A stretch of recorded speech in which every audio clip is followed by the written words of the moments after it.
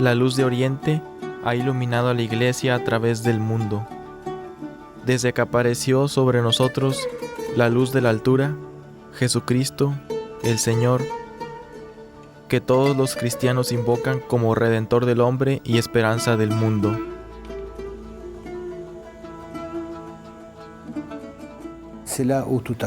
Es allí donde todo comenzó. Es allí donde el Señor eligió encarnarse. Lo que quiere decir que los cristianos de Tierra Santa tienen una misión muy especial. Estamos aquí desde hace 2000 años, es decir, 600 años antes que el Islam. El judaísmo estaba, por supuesto, antes que nosotros. El judaísmo constituye además nuestras raíces. Compartimos buena parte de la Biblia con el judaísmo. Ellos son nuestros hermanos mayores. Desde este punto de vista, nosotros los cristianos debemos estar convencidos de que tenemos que llevar a cabo una misión. Y esta misión estará siempre acompañada de la cruz.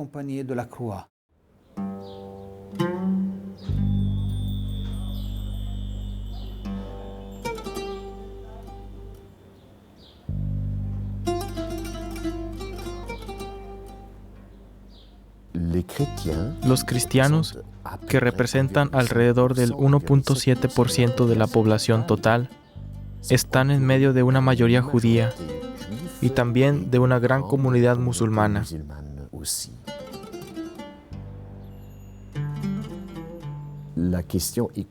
La pregunta es, ¿cómo sobrevivir allí dentro, conservando además la identidad cristiana y teniendo un derecho de existencia aquí, frente a otras dos comunidades que se reafirman en el lugar que habitan?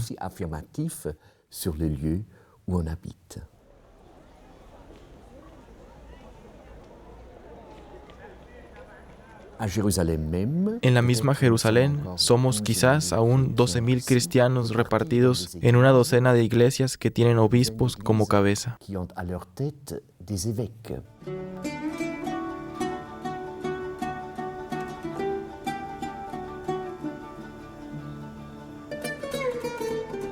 Hoy, Net for God los lleva al encuentro con los cristianos de Oriente, especialmente aquellos de Tierra Santa, para orar con ellos por la paz y la unidad en el país de Jesús.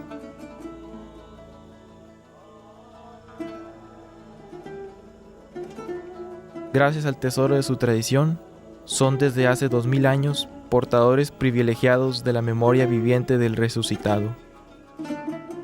Sus testimonios nos llevan a entender mejor la historia de nuestra iglesia, la Iglesia de Cristo.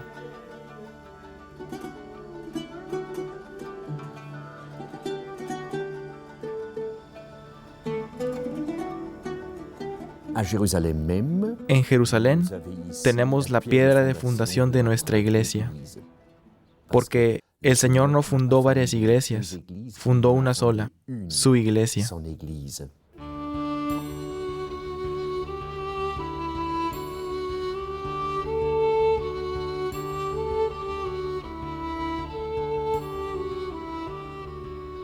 Poco después de la muerte y resurrección del Señor Jesús, en esta ciudad santa de Jerusalén, llegado el día de Pentecostés y mientras los discípulos de Jesús se encuentran todos reunidos en un mismo lugar, el Espíritu Santo es enviado sobre los apóstoles y sobre María, la Madre de Jesús, que estaba con ellos.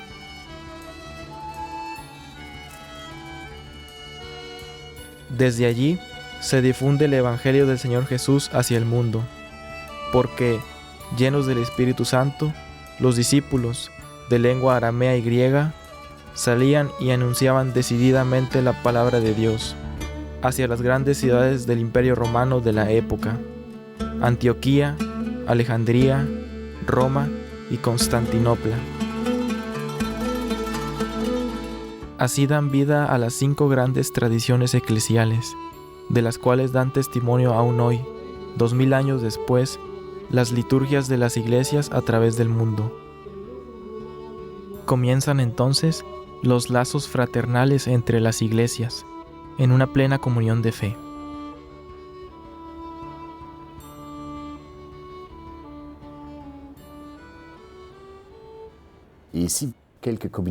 Aquí, algunas comunidades están presentes desde el origen de la Iglesia. Ya había en Tierra Santa, en el momento del nacimiento de Jesús, armenios y muy probablemente también etíopes, egipcios y gente de Siria. Pienso que Oriente conservó la tradición antigua con gran fidelidad. El corazón de las iglesias de Oriente es la liturgia y la espiritualidad.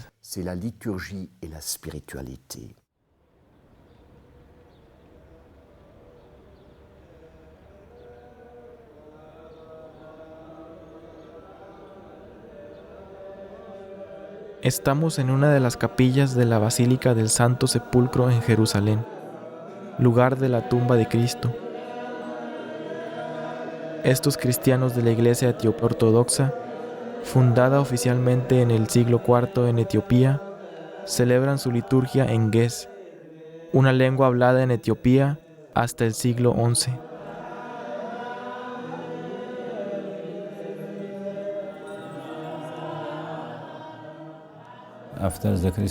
Después de los primeros años del cristianismo, las comunidades etíopes se desarrollaron hasta en Tierra Santa, pasando por Sudán y Egipto. Se instalaron en los lugares santos históricos. Tenemos, pues, una fuerte vida espiritual.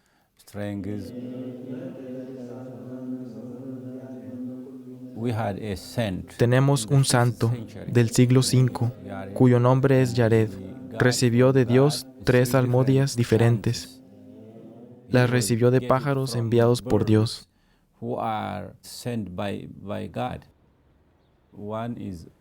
Estas se llaman Ezel, Ararai y Ge'ez, 3 cantos diferentes. Las aprendió entonces de Dios, y es así como hoy cantamos estos 3 cantos diferentes en nuestras iglesias.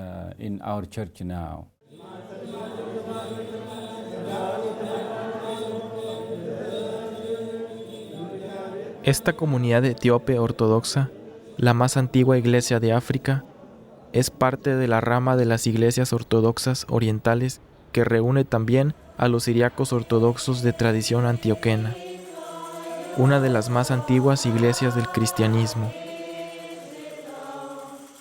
Ellos consideran que el apóstol Pedro fue el primer obispo de Antioquía.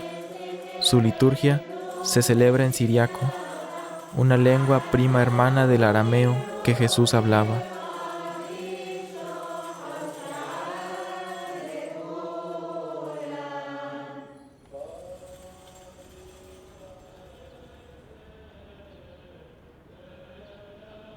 También, en la vieja ciudad de Jerusalén, vive una importante comunidad armenia ortodoxa en torno al monasterio de Santiago. Fue en el año 301 cuando los armenios proclamaron al cristianismo como su religión de Estado. Armenia es el primer reino cristiano de la historia.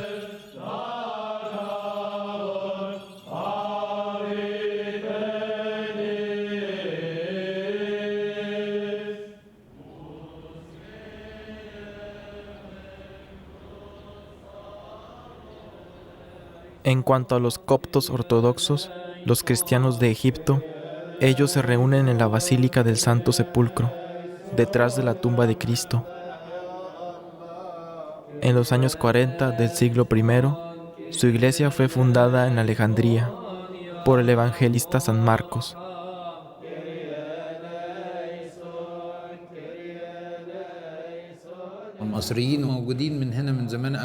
Los egipcios están allí desde hace mucho tiempo, pero su presencia empezó a disminuir a partir de la guerra entre Egipto e Israel. Pero su huella allí está aún presente. Es una iglesia sólida espiritualmente. Siempre ha tenido mártires y sigue teniéndolos.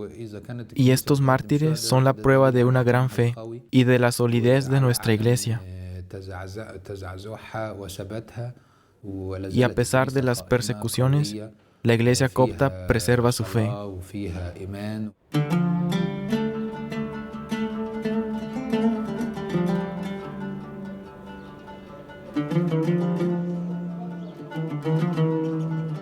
Hasta el siglo V, estas comunidades ortodoxas orientales formaban una sola iglesia con las demás iglesias llamadas hoy ortodoxas y católicas.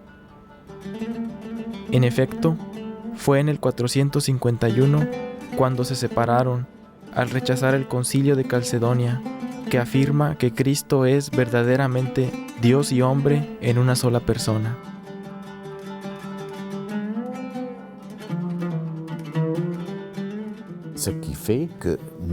Lo que hace que estemos divididos están las iglesias que reconocen el Concilio de Calcedonia y otras que no lo reconocen. Fue una gran división la que aconteció en este momento.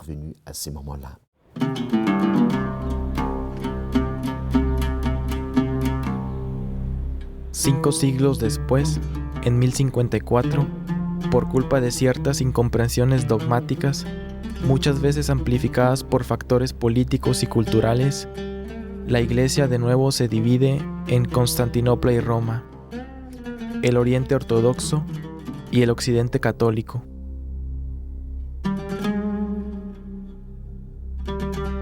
Por eso, durante 911 años, cada iglesia va a afirmarse como la única heredera de la iglesia del primer milenio, negando este estatus a la otra y calificada de cismática.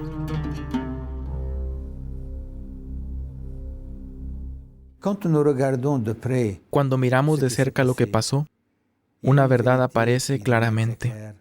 Todos hemos cometido errores. Tenemos que arrepentirnos todos y convertirnos. ¿Mirar el pasado? Sí. ¿Olvidar el pasado? No, sino superarlo. Recordar el pasado para no volver a cometer los mismos errores, para no recaer en los mismos problemas.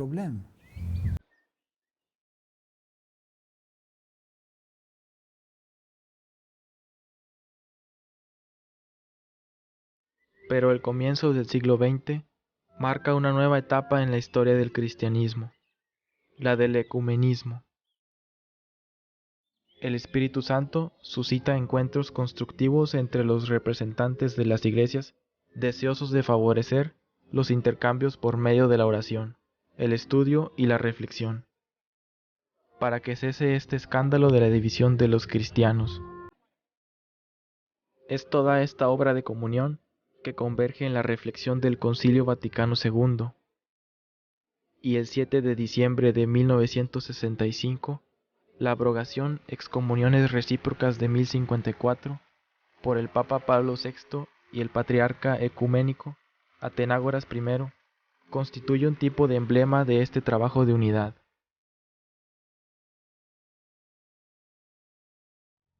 Hoy, las iglesias ortodoxas orientales, al igual que las otras iglesias, reconocen que Cristo es verdadero Dios y verdadero hombre, sin confusión, sin cambio, sin división y sin separación. La realidad es que todos debemos estar conscientes de que no seremos nosotros quienes en fin de cuentas lograremos la unidad de la Iglesia, sino Dios, porque la unidad no se hace en el aire, se hace en Jesucristo. Cuando yo me acerco a Jesucristo, usted también se acerca a Jesucristo, el otro se acerca a Jesucristo, estamos todos unidos.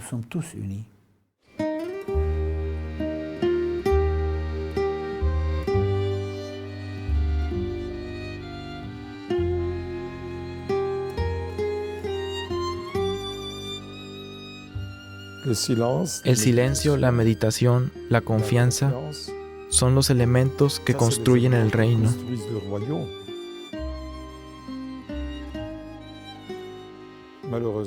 Desafortunadamente, hemos tomado los métodos del mundo cuando es el Espíritu Santo. Nuestro problema es que debemos ser instrumentos del Espíritu. Si lo somos, en ese momento llegará el reino de los cielos.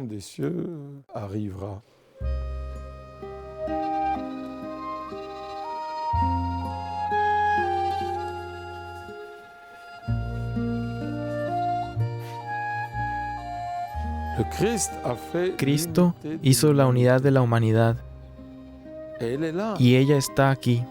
El día de Pascua fue lo que ocurrió. Él realizó otra vez la nueva creación.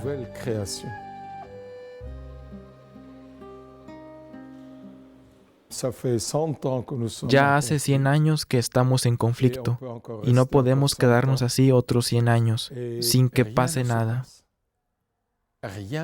Y nada pasará si no hay esta dimensión espiritual que penetre en nosotros y que quiera proclamar la unidad del género humano, que yo soy uno con todo el mundo. Comulgo totalmente con el otro porque soy de su misma arcilla, es decir, a la imagen de Dios. ¿Y el resto?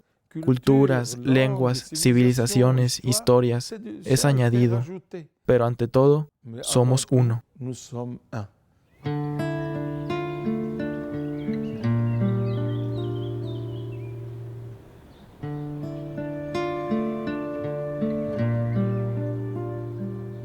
Es así que en esta Tierra Santa, hombres y mujeres entendieron esta llamada a vivir en la fuerza del Espíritu Santo. De seguir a Cristo, oran y trabajan para el advenimiento de su reino.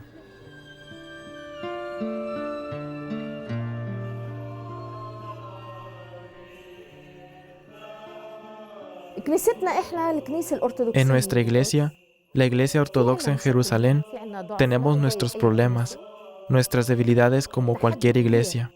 Nuestra presencia como cristianos es un desafío enorme, sobre todo aquí en Jerusalén. Pero caminando con Jesús, Él me enseñó que la unidad de los cristianos es amor y respeto.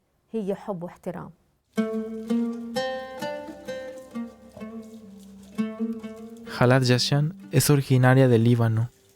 Desde 1978 vive con su marido Yusef y sus hijos en la ciudad vieja de Jerusalén. Allí se encarga de un almacén de bordados palestinos, cerca de la Puerta Nueva.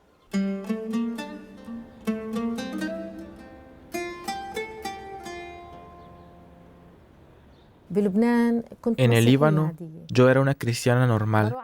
Iba a misa, pero nada alcanzaba a mover mi corazón hacia Jesús. Y cuando vine acá, la vida era dura para mí, diferente de la vida que tenía en el Líbano, sobre todo porque me parecía que mi marido se interesaba demasiado de algunas cosas espirituales en la iglesia. Y un día me dijo, Jalá, algunas religiosas van a venir a leer el Evangelio con nosotros y orar en nuestra casa.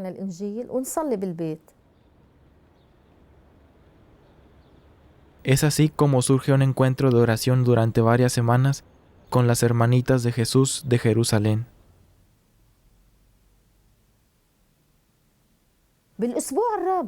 En la cuarta semana, me encontraba descubriendo a Jesús a través del Evangelio.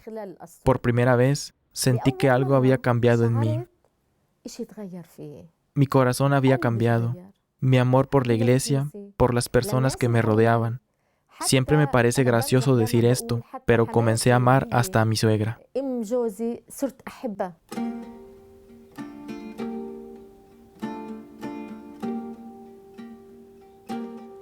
Hoy, después de 20 años, nos reunimos cada martes, de todas las confesiones cristianas. Nos llamamos Grupo de Oración por la Unidad de los Cristianos y por la Paz.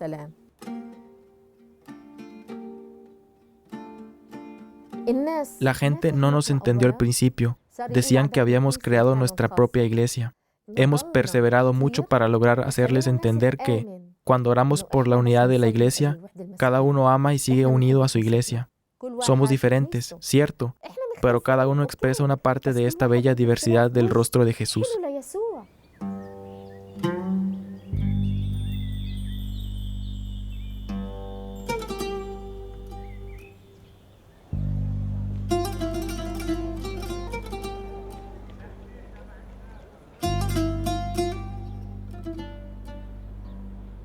En Belén, lugar donde Dios se reveló en la debilidad y la fragilidad de un niño pequeño,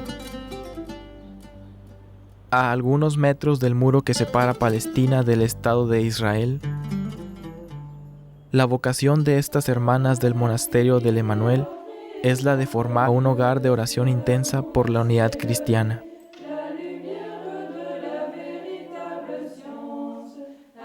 Estas monjas benedictinas de la Iglesia griega católica vienen todas de Occidente, de rito latino, y comparten hoy la tradición litúrgica y espiritual de la Iglesia ortodoxa bizantina.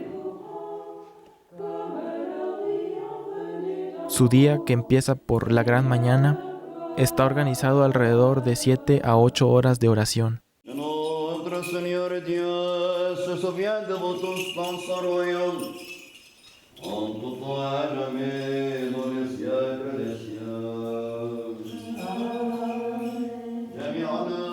Sor Marie Jean tiene más de 50 años de vida religiosa. Desde Argelia, del monasterio de Medea, llegó aquí a Belén en 1967.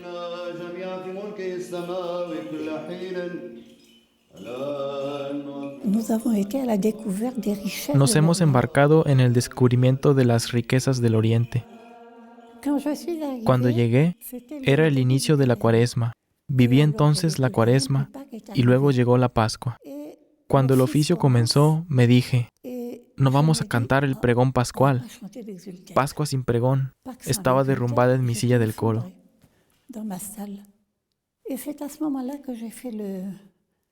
Y fue en ese momento en el que tuve como un sobresalto.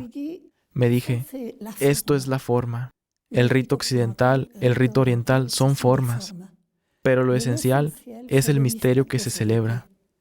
Entonces, fue una invitación para mí a celebrar mejor lo esencial.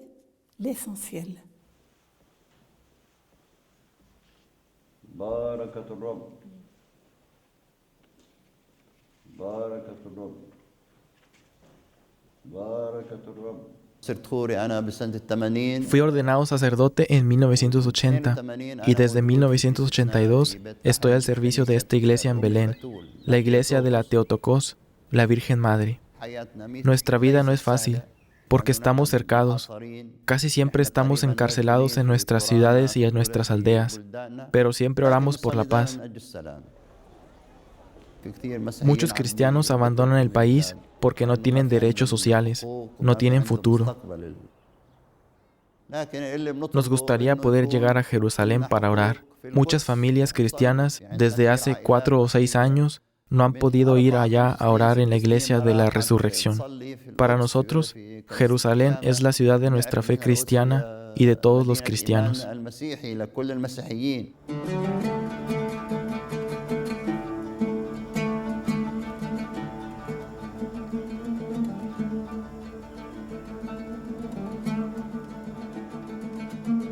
En este muro de separación, este ícono de María con su manto y su aureola de hojas de oro fue pintado después y en el espíritu del Sínodo de las Iglesias del Medio Oriente, que tuvo lugar en Roma en octubre de 2010.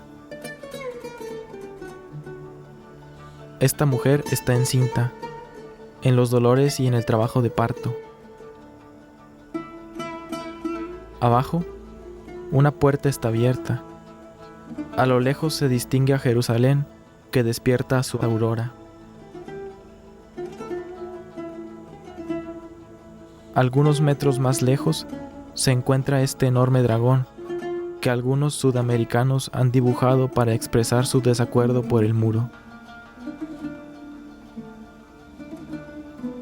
Estas imágenes misteriosas son descritas en la Biblia en el capítulo 12 del Apocalipsis.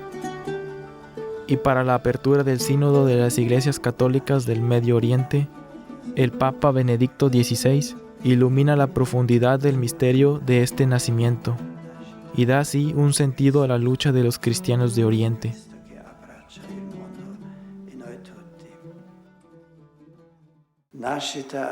Nacimiento en Belén, nacimiento en el cenáculo, nacimiento del niño Jesús, nacimiento del cuerpo de Cristo, de la Iglesia.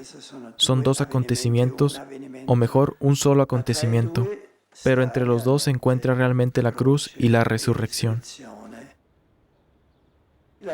La transformación del mundo, el conocimiento del Dios verdadero, es un proceso de dolor.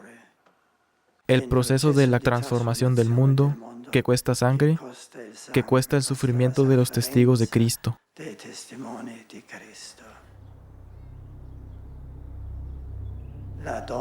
La mujer, vestida de sol con 12 estrellas sobre la cabeza y la luna bajo los pies, da a luz con gran dolor.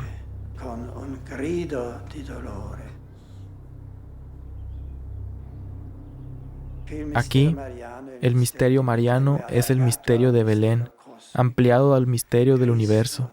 Cristo nace siempre de nuevo en todas las generaciones y así asume, reúne en Él mismo a toda la humanidad.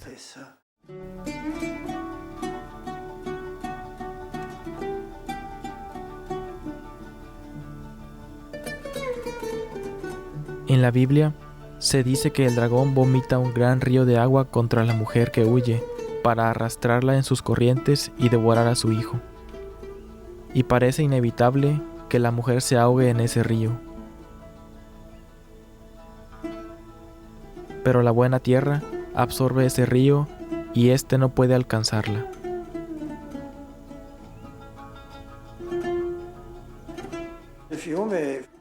El río son esas corrientes que dominan todo y que quieren hacer desaparecer la fe de la Iglesia.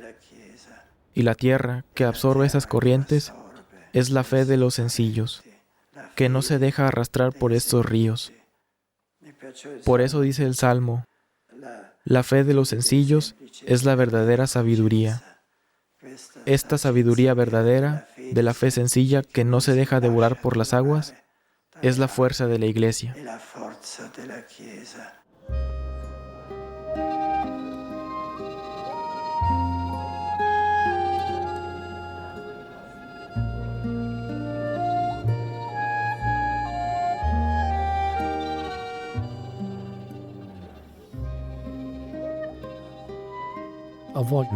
Antes del sínodo, yo pensaba que estaba solo en una iglesia del Calvario.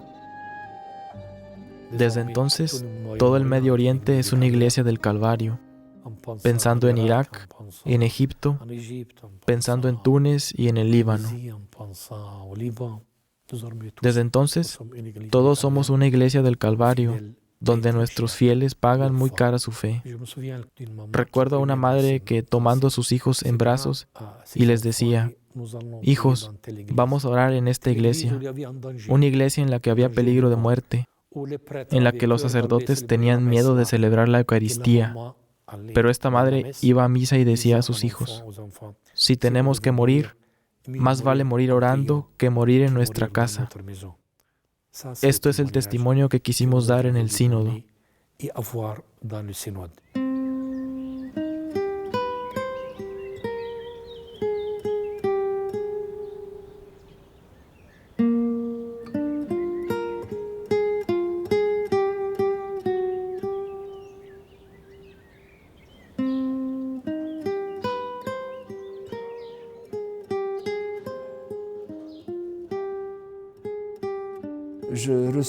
Siento cada vez más que mi papel es orar por la paz y por la unidad.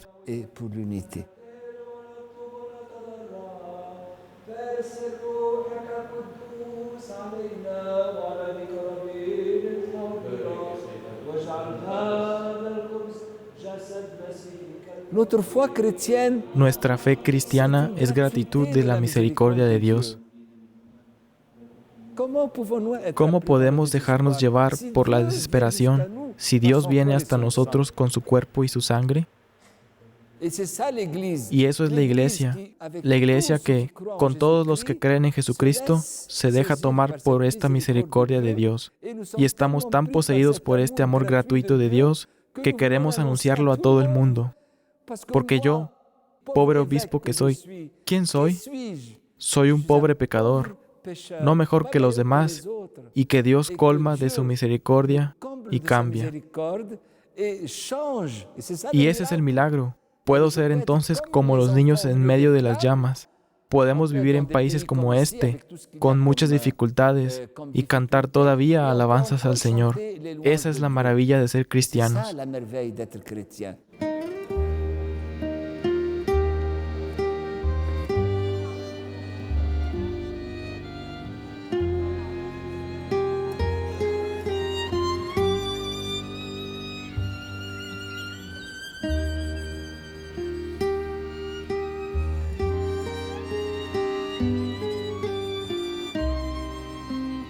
Para este mes, podemos orar porque un nuevo Pentecostés llegue sobre todas las comunidades cristianas puestas a prueba en Oriente Medio.